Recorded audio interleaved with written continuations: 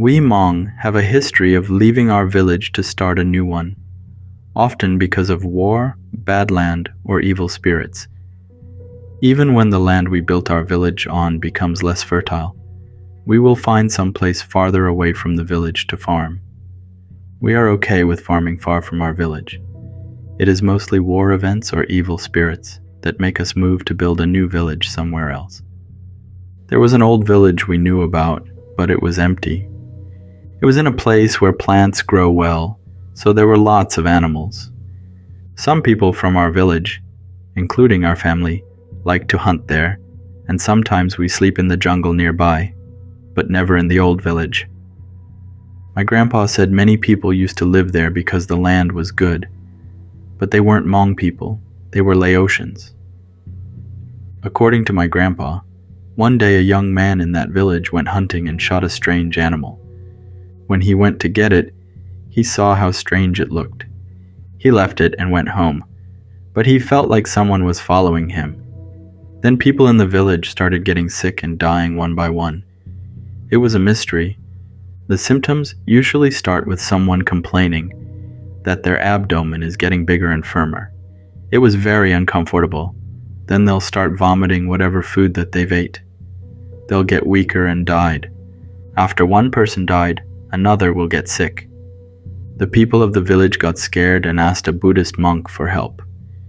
The monk did some religious ritual and found out that the young man brought something bad from the jungle into the village. According to the monk, the young man had done something wrong to a jungle spirit, so it followed him back to the village and made people sick. The Buddhist monk explained that the spirit spared the young man because, if the young man died, the spirit would no longer be able to claim additional victims. Even spirits are bound by the rules of heaven and cannot defy them. The spirit was once an old man left in the jungle with nothing to eat. When he died, he became a hungry and vengeful spirit, wanting revenge on anyone who hurt him.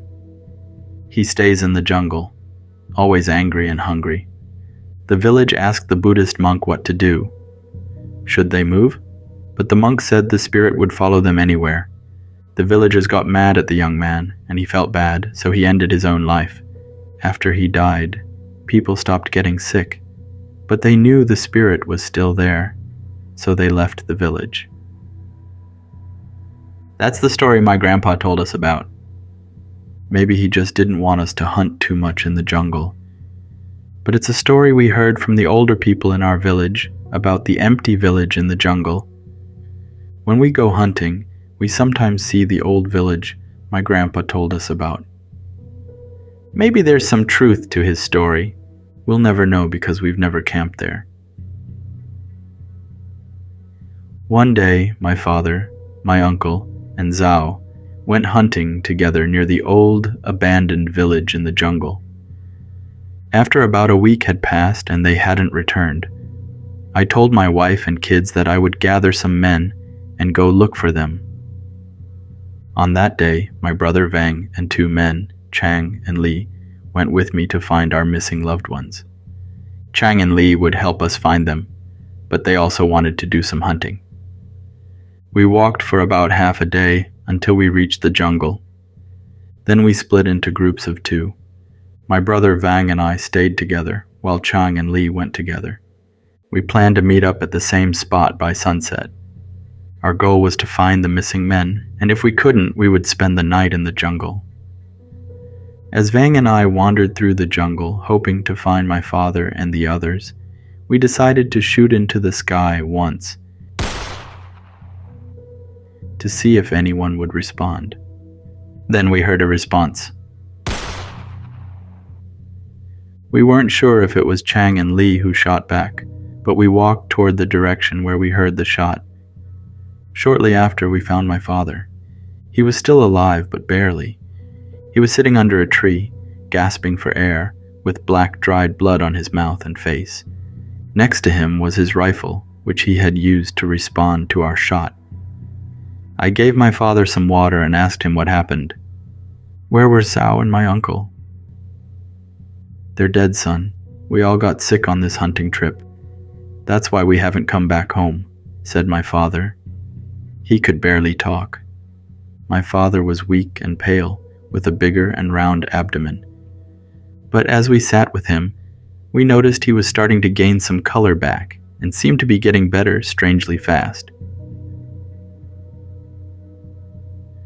Vang and I gave him some food and water. After a while, we asked if he was okay, and he said he's getting better. Vang and I told him that we were supposed to meet Chang and Lee at sunset, and if he could walk, we would go to the meeting spot. Surprisingly, my father was able to get up and walk. He said he was feeling better. I asked him where my uncle and Zhao's bodies were. My father said they weren't too far and that they were in a small hut. My father led Vang and me to my uncle and Zhao's corpses in a nearby area. Before we went into the hut where my father had hidden the bodies, he showed us all the vomit from the three of them. Then my father opened the hut, and we saw my uncle and Zhao's bodies inside. When we saw my uncle, all of us started sobbing. It had been a few days, and they were already starting to decompose. However, I could still see the gunshot wound on my uncle's chest. I asked my father why there was a gunshot wound, and he said it was because my uncle was so sick. My uncle grabbed his rifle and tried to shoot my father. My father believes my uncle was possessed, so he shot him. My father was really crying, with tears dripping down his face, as he told Vang and me about this event. I asked if we should bury them, but it was late, so my father said we'll find a place to stay for the night first. As we walked back to the place to meet Chang and Lee, I asked my father what happened on their hunting trip. Why did they all get sick? My father said, when we got here, we split up and went hunting on our own. During my hunt, I saw a big white bird with a long neck on a tree branch. I shot at it with my bow, and it fell down onto the bush, so I ran over to get it. However, when I got there, it wasn't a bird. It was a snake as big as my arm. It's a black snake with a white belly that was twisting and turning. My arrow is still stuck on its side. I knew it was a bad omen, so I didn't pick up the snake. I ran back to find your uncle and Zhao. As my father was telling us this, we heard as if there was an animal following us. We could hear it stepping on leaves and branches. We stopped to listen and see where it was at, afraid that it might have been a tiger following us. But once we stopped to look and listen, the sounds of the footsteps stopped. My father told Vang and me that it's not good to talk about it, so wait until we find a good spot. He told us that it's not good to tell what happened, but he will have to tell us just to be safe. We got to the area where we were supposed to meet Chang and Lee. They weren't there yet, so Vang and I started building a little hut to camp for the night. Once we were done, we built a fire on the fire pit made of rock and started eating the food that we brought from home. Then my father said to my brother, Vang and me, the first night when we started eating, Zhao started complaining of a stomach ache. At first, it was just a little stomach ache, but it got worse as he lays down. He started vomiting all the foods that he ate earlier. His abdomen was really round and firmed, just like the state I was in when you two found me. Zhao later died. As my father told us this, he started to put more woods into the fire pit. Then, from far away, we could see that Chang and Lee were coming. They appeared to be holding some birds in their hands. My father continued, the next day, your uncle and I were building a little hut to put Zhao inside, but your uncle started to have the same sickness as Zhao. His stomach started to get bigger and firmed as he was vomiting all the food he ate out. Your uncle's condition got worse, and he lay on the ground, moaning in pain. Your uncle started to act very weird, and he grabbed his rifle and wanted to shoot me. As he started aiming his rifle at me, I knew he wasn't your uncle anymore, so I shot him in the chest. When Chang and Lee noticed that we had found my father, they ran over. Once they got to where we were, we told them that my uncle and Zhao were both dead.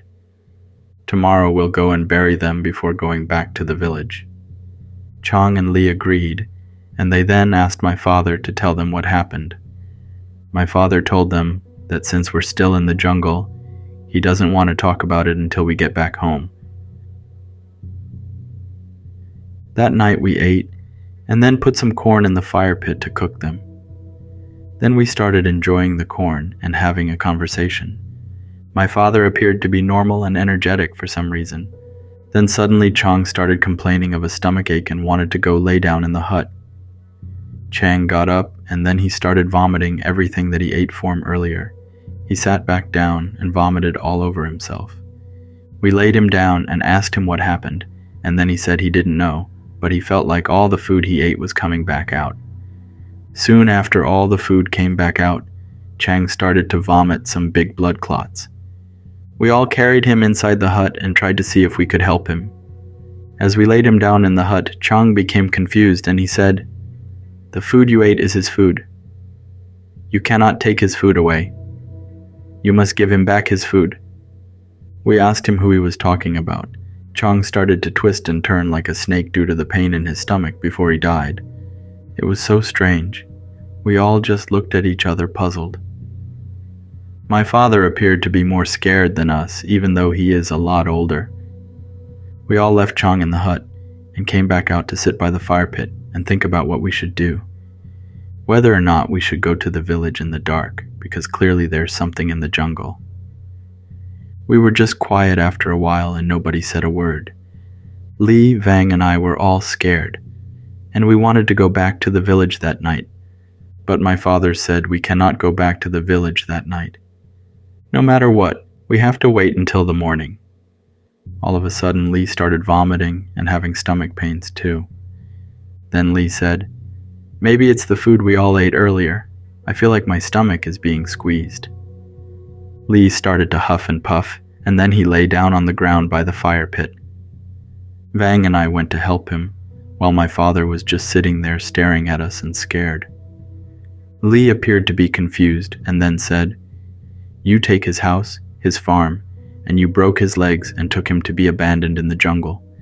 You ate his food, so you must give his food back." It was so strange that Lee is saying the same thing that Chang was saying earlier before he started vomiting big blood clots and died.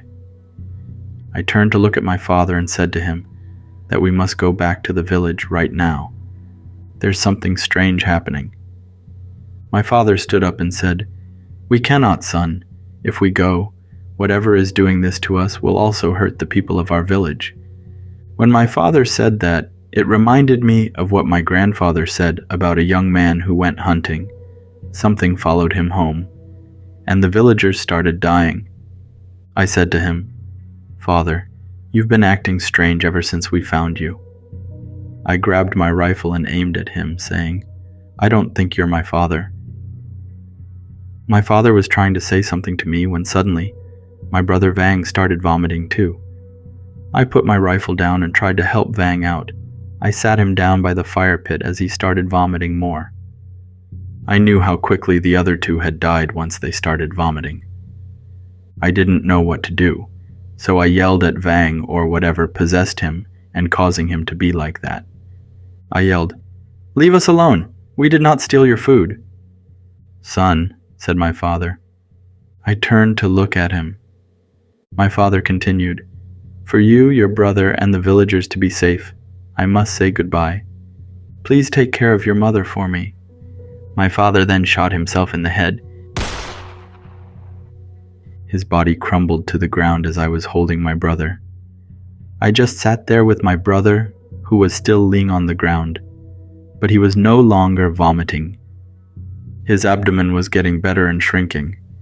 As I looked at my father's corpse from across the fire pit, I realized that my uncle probably figured it out that he has to kill my father to stay alive.